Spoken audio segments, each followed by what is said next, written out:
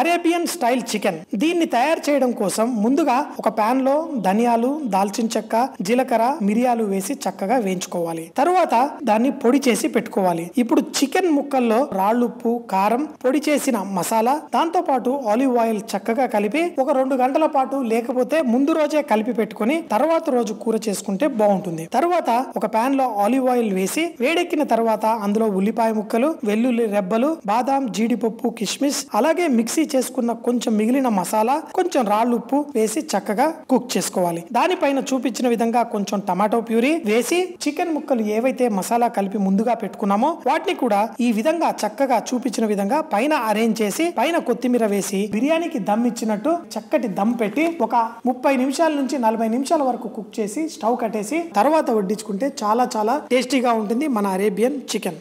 ఇప్పుడు యూట్యూబ్ లో ఈటీవీ అభిరుచి ఛానల్ ఉంటుంది. దాన్ని సబ్స్క్రైబ్ చేసుకోండి. మన ప్రోగ్రామ్స్ అన్నీ మీకు వీలైన టైంలో చూసుకొని చక్కగా ఎంజాయ్ చేయండి.